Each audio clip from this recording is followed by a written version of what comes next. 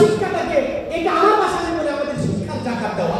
এই শিক্ষার জাকাতের অংশ হিসেবে হইল আপনাকে পেশার জাকাতের অংশ হিসেবে হইল আমাকে অবশ্যই আমার এলাকার প্রতি আগে গুরুত্ব দিতে হবে। সারা বাংলাদেশ এবং গ্লোবালের প্রতি আমার যে কমিটমেন্ট, আপনার যে কমিটমেন্ট, আমাদের যে দায় আছে, আমাদের সারা বিশ্বের প্রতি আমাদের দায়বদ্ধতা আছে, দেশের প্রতি আমাদের দায়বদ্ধতা আছে, অবশ্যই আমরা সাথে দায়িত্ব পালন করে যাচ্ছি।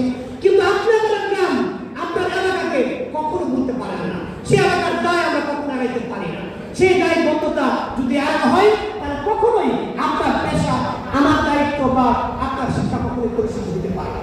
সেই জন্য আমাদের এই দায়বদ্ধতার কথা আমি আবারও স্মরণ করাচ্ছি, আমাদের অগ্রণ বা আমাদের, এবং সেই ব্যাপারে আমি আমার ব্যক্তিগত কমিটমেন্ট তোমাদেরকে দিচ্ছি যে এখানে যারা আছো, যারা তোমাদের অন্তত অন্য কিছু না করতে পারলো, যে কথাটা আমি বলতে পারি, যেটা আমি বিভিন্ন লেভেলে করেছি এই যাবৎকালে, মানে বিভিন্ন সারা দেশের জন্য করছি, তোমাদের জন্য অবশ্যই এটা করবো।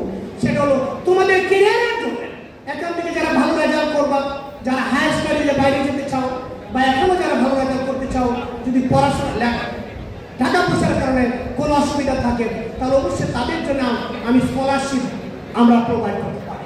আমার পক্ষ থেকে আমি একটা নির্দিষ্ট সংখ্যক স্কলারশিপের ঘোষণা আমি দিচ্ছি। আমি সংখ্যাটা এখন বললাম না, বা যে সব ডিপার্টমেন্ট আছে ঢাকা বিশ্ববিদ্যালয় এখান থেকে আমার কাছে যদি লিস্ট আসে, আগামী বছর থেকে প্রতি বছরের জন্য ইভেন এমন স্কলারশিপ আমি দিতে পারবো, যেটা হলো যে তোমরা যারা এটার জন্য কিছু ক্রাইটেরিয়া আছে, সেই ক্রাইটেরিয়া যারা কমপ্লিট করবে তাদেরকে 4 ইয়ার্সের জন্য ফুল স্কলারশিপ আমরা দিতে পারি, যারা পুরা মানে স্টাডি পিরিয়ডের।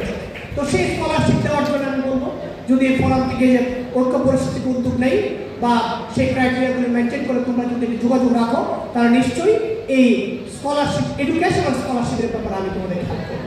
দ্বিতীয়ত, হায়ার স্টাডিজের ব্যাপারে তোমরা যারা বাইরে স্টাডি করতে যাও, কারণ তোমাদের